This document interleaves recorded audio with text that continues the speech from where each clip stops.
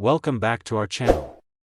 Not all Washington quarters are equal, this one's a jackpot. Like and subscribe for more rare coin tips and hidden values. The year was 1974, a time when the United States found itself gripped by political scandal and economic uncertainty. The Watergate investigation had begun to erode the public's trust in leadership, while inflation steadily crept into everyday life. Yet amid all the turbulence, the U.S. Mint operated as it always had, methodically, predictably, churning out coins by the millions to keep the engine of commerce humming. In that year, the Washington quarter, long a fixture of American currency since its debut in 1932, continued its run.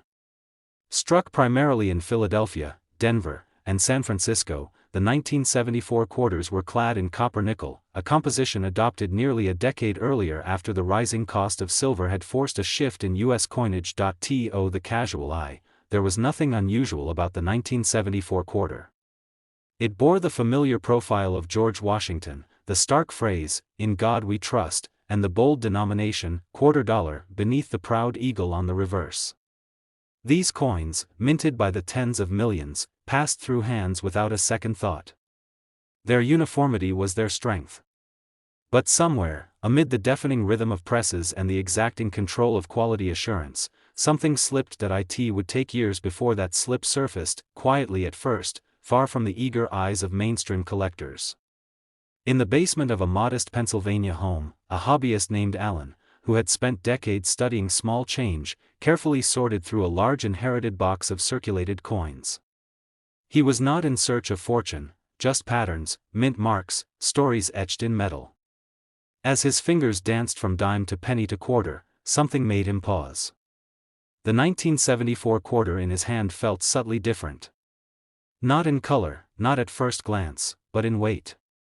And more than that, it rang differently when tapped against another coin. Sharper.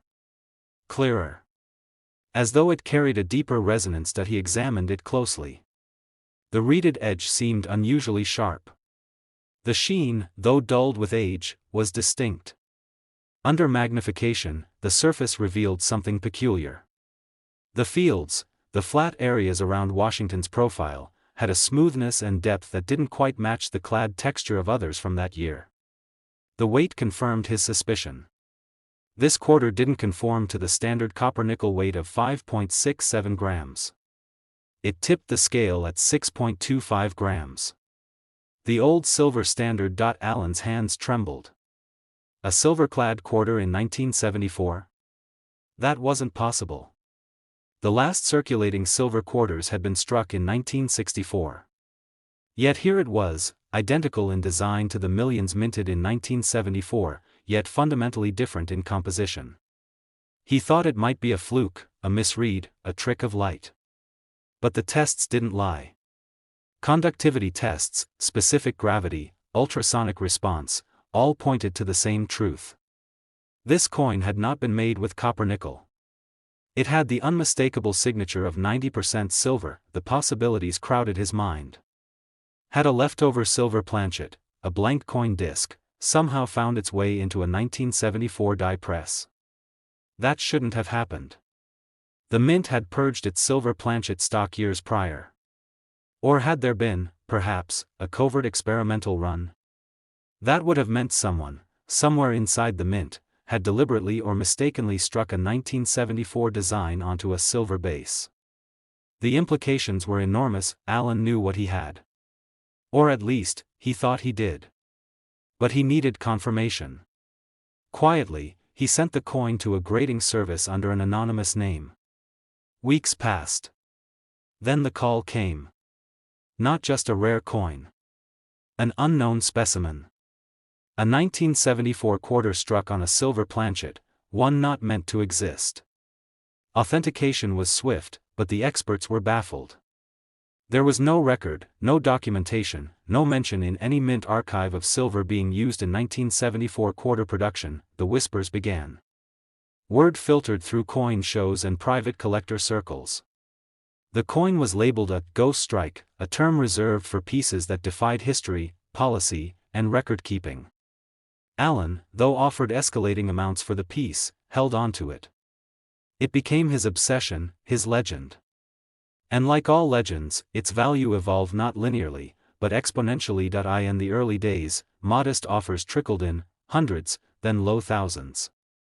Those were dismissed out of hand. As more collectors caught wind of the find, theories abounded. Some speculated that a silver planchet meant for commemorative or foreign coinage had slipped in. Others believed it to be an intentional act, perhaps a disgruntled mint employee, or a covert error allowed through as a wink to insiders. The ambiguity only fueled the mystique. Then came the second shock. A collector in Ohio unearthed a nearly identical piece at a flea market, same year, same silver composition, similar die markers. It was undeniable. The error wasn't singular. It had happened at least twice. And if twice, perhaps more. But the number remained minuscule. No more than 5 verified examples have ever surfaced, each authenticated and fiercely protected by their finders. Auction houses took notice. The second confirmed coin, when brought to open bidding, ignited a frenzy. What began as a subdued lot ballooned into a spectacle. The final hammer price? Over $25,000. The market, sensing blood in the water, began scouring collections and rolls, hoping for a third. For years, none emerged. The scarcity became legend. Collectors whispered about the silver phantoms of '74, a nickname bestowed with half awe, half jest. Meanwhile, Allen's coin remained out of reach. He declined every offer. At one point, a European buyer offered 6 figures. Still, Allen held firm. Not for greed, but for guardianship. The coin, he insisted, wasn't his to sell. It was history, an unanswered question, a sliver of America's monetary past that didn't quite fit. But history has a way of revealing its secrets slowly. A decade later, another twist emerged. A retired mint employee, on his deathbed, recounted a curious tale to his son. During a chaotic shift in late 1973, while the Denver Mint transitioned between test runs for the bicentennial designs and regular issue quarters, there had been confusion over planchet deliveries. A shipment of blank silver discs, slated for a non-circulating commemorative project, had been mixed in with standard quarter planchets. The dies, prepped for 1974 production, had not yet been modified. Rather than discard the blanks, a small number were used, perhaps to avoid waste, perhaps unnoticed. No records were kept. No alerts were raised. The silver quarters were struck, counted, and released into the system, indistinguishable to the untrained eye. The story, never officially verified, matched too many details to be coincidence. It explained the right weight, the limited number, the mint mark, even the timing. Suddenly, the 1974 silver quarter was no longer a ghost. It was a relic of bureaucratic oversight.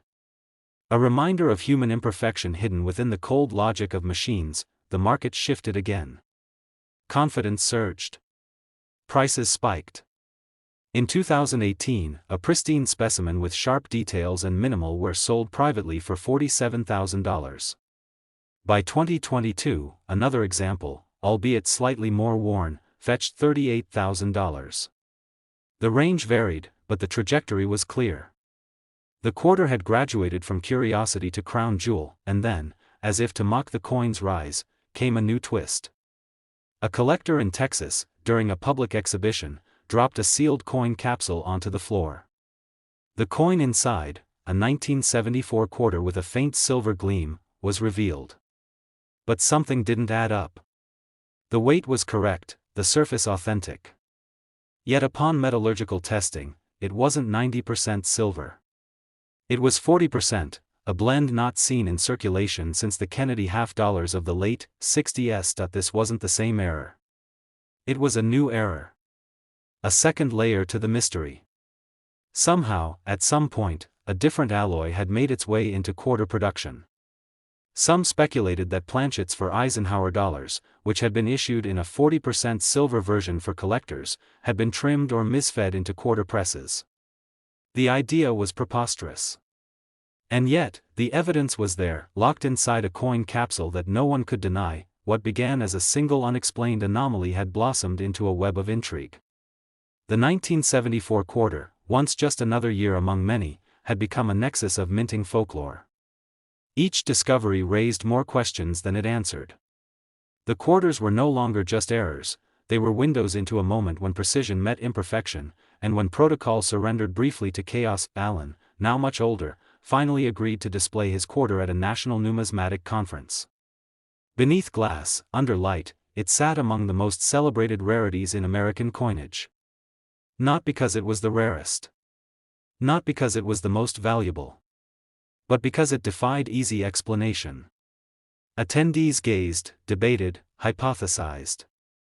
Some saw conspiracy. Others saw coincidence. Allen saw continuity. A coin born of error, yet preserved with purpose, its current estimated value remains a matter of speculation. Some place it between $60,000 and $85,000, depending on condition and provenance. But those who've held one say the true worth can't be captured in dollars. It lies instead in the allure of the unknown, the thrill of discovery, the chase, and perhaps, even now, in some overlooked drawer or forgotten coin jar, another waits to be found. Not by chance, but by eyes sharp enough to see what others miss.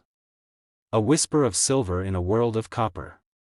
A reminder that even in the most structured systems, magic can slip through, quietly, unmistakably, forever.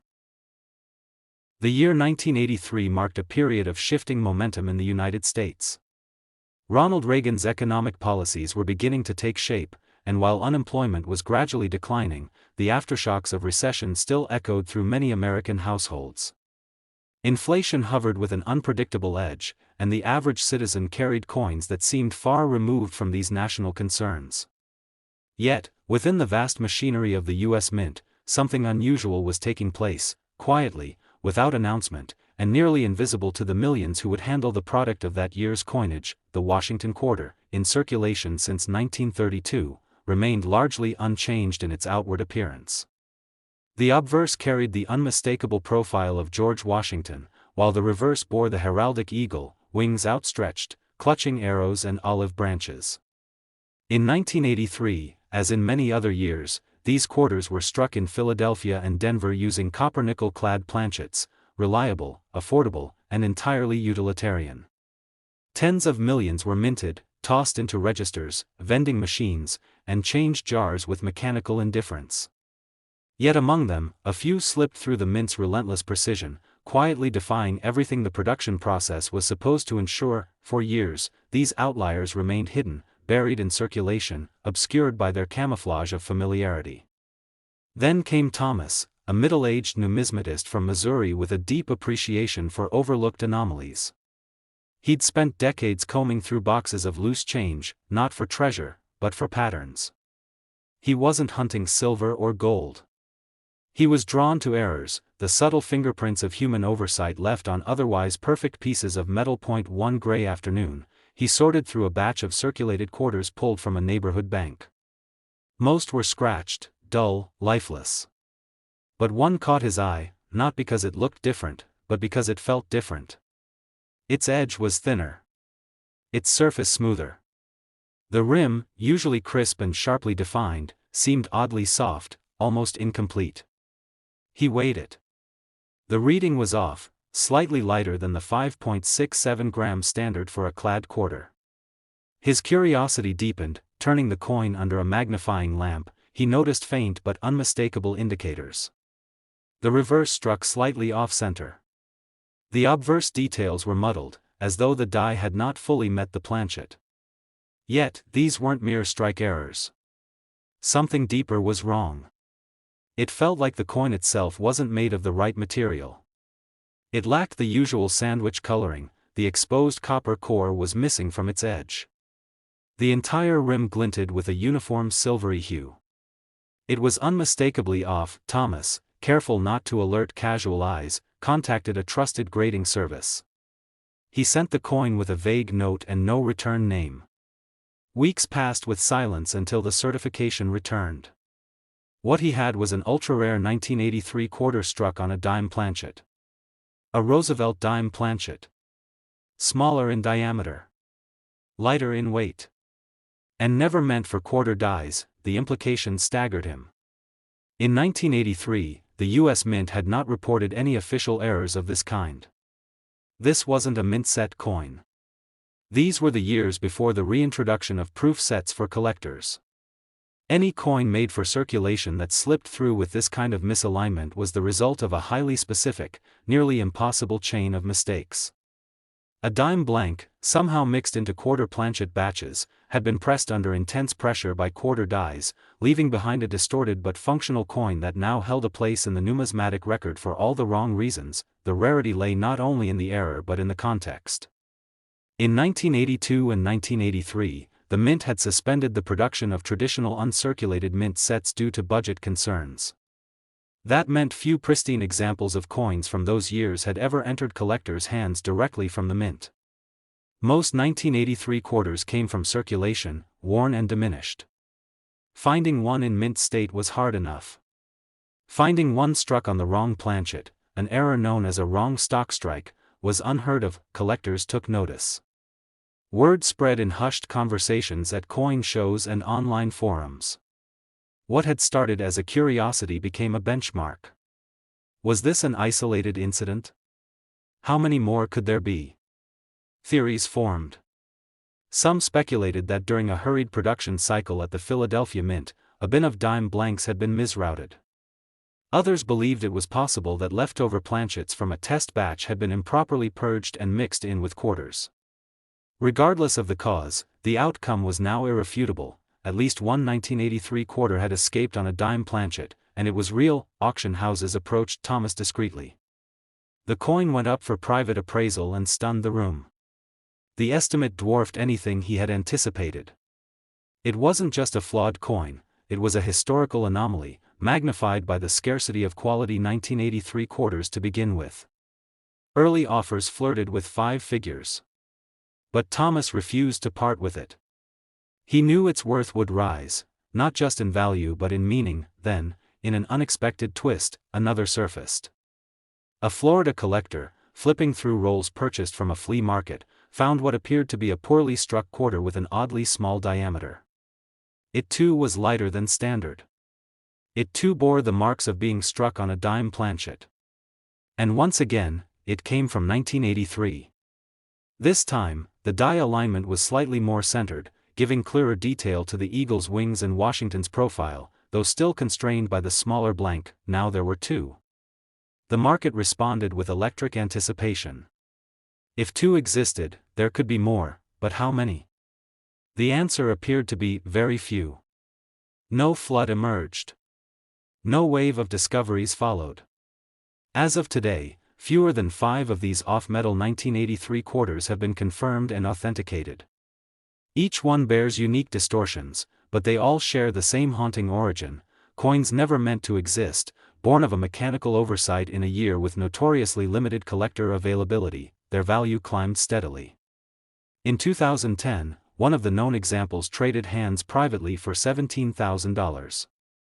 By 2016, that figure had doubled. The market, once skeptical, now recognized their significance. By 2023, a mint state example sold through a high-profile auction house for over $82,000, sparking a renewed interest in overlooked rolls and change drawers across the country. And yet, the full story remains incomplete. There are unanswered questions: how many more were struck, how many were caught and destroyed, and whether any remain in the wild, tucked into boxes of forgotten change, their true identity masked by their size and shimmer. Even now, collectors sift through coins not just to find treasure, but to be part of a narrative still unfolding. The 1983 quarter on a dime planchet now sits at the intersection of curiosity and legacy. It is not merely an error, it's a snapshot of a moment when a small, unintended detail escaped the system and became a coveted artifact. It challenges assumptions about what belongs, what endures, and what waits quietly to be discovered by those paying close attention. Today, its value depends on condition and clarity of strike, but experts estimate its range to fall between $48,000 and $110,000. For a coin born from silence and oversight, it now speaks louder than any quarter from its era, carrying not just a face and a date, but a mystery that continues to unfold with every new set of eyes that finds it. By 1994, the American economy was settling into a phase of quiet optimism. The early jitters of the decade had given way to a technology-driven surge, while the U.S. Mint, as always, operated in the background, steady, efficient, and largely unnoticed by the public eye.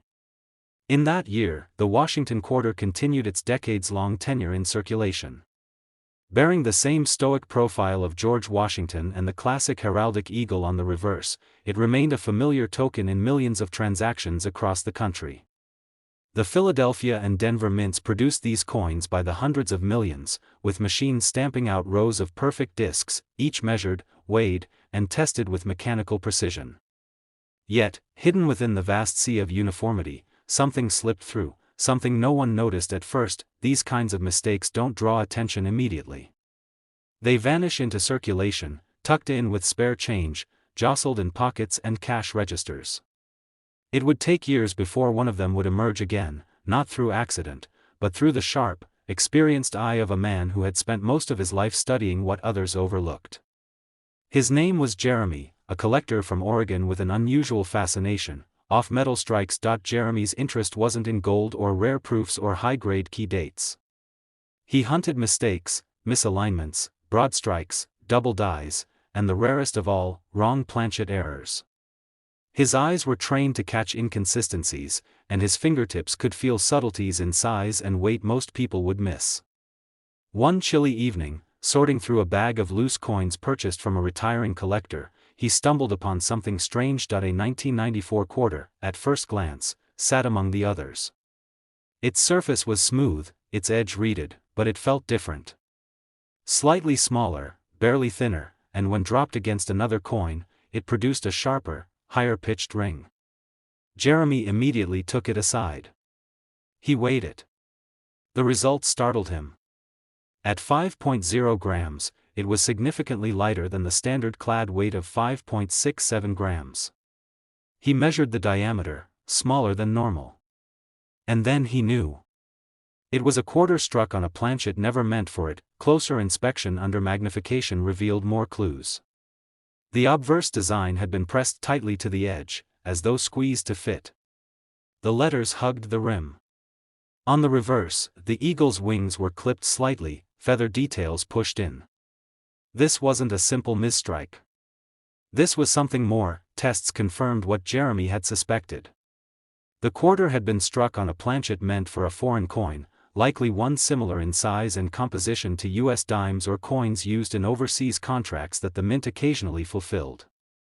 A rogue blank had somehow made its way onto the press line intended for quarters, and rather than being caught in quality control, it was struck, processed, and released into circulation without a trace of its unusual birth. This type of error was not only rare, it was astonishingly rare for the year. The U.S. Mint in 1994 had refined its quality control process significantly. Stray planchets were almost always identified and removed. That one had slipped through the modern safeguards was a testament to just how unique Jeremy's find truly was. News of the discovery spread slowly at first. A few message boards, then regional coin shows. Some dismissed it as a fluke, an anomaly of no great significance. But when Jeremy sent the coin to a top-tier grading agency, the response shifted. It was authenticated and encapsulated, labeled as a confirmed wrong planchet error from 1994. The grading service had never seen one quite like it from that year. Collectors began to take notice. Soon, whispers turned into open bids. Collectors of modern U.S. errors, always starved for legitimate specimens from the 1990s, a period not known for such mistakes, lined up to inquire. Jeremy refused to sell. Not at first. He studied the coin for months, attending shows, comparing known errors, and piecing together the possible origin. The prevailing theory suggested that the mint, during the same production cycle, had been working on coins for a U.S. territory or allied country that required different specifications. Somewhere in the process, a blank had been misfiled. Eventually, more examples began to surface. Not many, just 2 others, and both from different sources. One was found in New Hampshire, discovered in a roll of quarters purchased from a local bank. Another turned up in Arizona, nestled in a box of long-forgotten tollbooth change. Each showed similar traits: compressed design, undersized planchet, lighter weight, and each was authenticated by experts. With 3 known examples, the market shifted again. These weren't just one-off curiosities. They were a pattern, a verifiable anomaly from a year that had long been considered error-free. The value began to climb. The second known example, slightly worn but still in collectible shape, sold privately in 2017 for over $28,000. The Arizona piece, better preserved, fetched nearly $40,000 at a public auction the following year. The coins became part of a growing mystique, the 1994 Ghost Planchet Quarters. So few in number, so rare in appearance, and so unlikely in origin, they captivated collectors of modern eras in a way that no standard coin from that year could. In 2021, Jeremy's coin finally changed hands. The buyer, a renowned specialist in minting anomalies, paid a price rumored to exceed $85,000. By then, the story had become more than just an error. It was a reminder that even the most stable years can produce unexpected artifacts. That coin, with its shrunken diameter and perfect imperfection, now rests in a private collection, rarely seen but often talked about in numismatic circles, yet the story doesn't end there. A fourth coin appeared briefly at a Midwest auction, misidentified and ungraded. It vanished almost immediately, purchased by a private bidder who recognized its traits before anyone else did. Whether it will resurface, and in what condition, remains to be seen. What's known is this: only a handful of these 1994 $quarter off-metal errors have ever been confirmed, and each carries with it not just value, but a hidden story of oversight, machinery, and chance. These coins challenge the assumption that modern minting is immune to error. They prove that even in an era of computer-regulated consistency, the unpredictable can slip through. Collectors continue to search. Some meticulously scan rolls. Others examine their pocket change with renewed curiosity. All driven by the knowledge that once in a generation, a mistake as subtle as it is significant can transform a simple quarter into a legend. Today, depending on condition, clarity of strike, and provenance, these rare 1994 quarter errors command extraordinary prices. Experts place their estimated market value between $42,000 and $102,000. For a coin struck in silence, overlooked by millions, and lost in circulation for years, it now holds a place of distinction, a symbol of rarity hiding in plain sight. By 1998, the United States was experiencing a time of rapid technological growth and relative financial stability. The dot-com era was in full swing, Wall Street was surging, and conversations about a new millennium were beginning to stir. Yet amid this forward-looking atmosphere, the U.S. Mint continued its methodical task of striking coins that bore no sign of the revolutionary times. The Washington Quarter, with its classic 1932 design, remained largely unchanged, George Washington's profile steadfast on the obverse, the proud eagle perched on the reverse. The public used it without thought, vending machines relied on it without question, and collectors assumed there was little mystery left to uncover. The Philadelphia and Denver Mint struck hundreds of millions of these quarters in 1998. Each was clad in copper and nickel, each meant to weigh precisely 5.67 grams, each intended to be a perfect replica of the next. The process had become nearly infallible, the machines precise to microscopic degrees. Quality control systems were constantly refined, flaws swiftly eliminated, and the chances of true minting errors had all but vanished. Or so it seemed. Across the country, in a quiet corner of northern Michigan, a retired machinist named Harold was passing time the way he always had, meticulously sorting through pocket change with an eye that had once been trained to detect the slightest mechanical misalignment. His love for coins wasn't born from greed or even history. It came from the perfection of the process. Or rather, from the moments when perfection slipped. That day, Harold was looking through rolls of quarters picked up from a local bank. The coins spilled out onto his desk like they always did, edges flashing, dates recurring in a dance of predictability. But one stood out, not because of its color or date, but because of how it landed. It was thinner, the rim more rounded. It didn't quite sit level. He weighed it immediately. The scale confirmed his suspicion, it was underweight by nearly half a gram. A second test confirmed it again, something was wrong. He reached for his loop. The details on Washington's bust looked pinched, compressed toward the rim. Liberty was tight against the edge, the motto below nearly cut off. Turning it over, the eagle's wings seemed narrower, slightly distorted. Yet it was clearly marked as a 1998 quarter. There was no damage from circulation, no sign of alteration. Whatever had happened had occurred before it left the mint. Harold consulted his reference materials. He checked forums. He pulled out older error coins for comparison. The answer took shape slowly, piece by piece, until he was certain. This 1998 quarter had been struck on a planchet that didn't belong to it. Based on the weight and size, it was most likely a planchet intended for a foreign coin, possibly one that had been produced in the same facility under a minting contract. Or it could have been a leftover stock planchet from another denomination, a transitional fluke from prior runs. Either way, the coin never should have existed. He submitted it to a grading service, hesitant but hopeful. The weeks passed with painful slowness, but when the slab finally arrived in the mail, the label was clear: 1998 quarter, struck on foreign planchet, AU details. The authentication was real. The error was official. What made Harold's discovery even more remarkable was the context. Unlike 1983 or 1994, 1998 wasn't a year known for mint anomalies. It was a production period free of major changes, without any design transitions or compositional shifts. That made this error even more baffling. How, in a year where no minting confusion should have existed, did a rogue planchet find its way into the press line? Theories began to emerge. Some believed that it was a byproduct of the mint's early preparations for the 1999 launch of the State Quarters program. The massive shift in design and production that would begin the following year might have led to experiments, trial strikes, or overlapping material storage.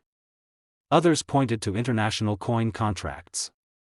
The Philadelphia Mint, in particular, had fulfilled multiple orders for foreign nations in previous years. A stray blank from one of those jobs could have slipped through unnoticed. Whatever the source, it was clear that the 1998 quarter Harold found was not alone for long. Within 2 years, another surfaced, this time in Texas. It showed similar features: lightweight, off-center strike, compressed design. Later, a third was confirmed in California. Each bore slight variations, as expected from being struck on different planchets or under differing die pressure, but the family resemblance was there. Each was a 1998 quarter, struck on a blank it was never meant to touch. Collectors took notice. These weren't dramatic double dies or misaligned cladding errors. These were subtler, rarer, and far more intriguing. The fact that they came from a year so close to the State Quarters explosion made them even more desirable, an unexpected relic from the final calm before the storm. Prices began to climb. The first auction sale of a confirmed 1998 wrong planchet quarter happened in 2011, quietly, in a regional show where it sold for just under $22,000. By 2016, the second known piece, in better condition and with slightly clearer detail, commanded $39,000 in a competitive bidding war. Harold, watching from afar, knew his coin was now in a league of its own. He eventually chose to sell. Not for profit, but because he believed the coin should be part of a broader story, one that other collectors could share. The final sale was negotiated privately, and while the exact figure was never disclosed, insiders estimate it landed comfortably in the $70,000 range. A modest coin with modest beginnings, transformed into a keystone of modern U.S. numismatic history. Today, fewer than 5 examples of the 1998 quarter struck on a foreign or misassigned planchet are known to exist. Each one carries the weight of its error not as a flaw, but as a testament to the unpredictable magic that still exists even in a system designed for precision. Their surfaces tell a story not of failure, but of rarity born from happenstance. As more collectors explore error coins and as the mystique around 1990s minting anomalies grows, these 1998 quarter errors are increasingly seen as pivotal pieces. Their appeal lies not just in their scarcity but in the mystery that continues to surround them. No official explanation from the mint has ever been given, and no record of the misstrike has surfaced in public documentation. They remain, in every way, quiet anomalies, simple quarters that reveal their secrets only to those looking closely. and for those who find one, or even dream of finding one, the reward is substantial. Depending on condition, clarity, and provenance, the 1998 U.S. quarter error is now valued between $37,000 and $88,000. A coin that most would pass over without a second glance has become an icon of modern minting mystery, a small circle of metal that rewrote what was possible in an otherwise ordinary year.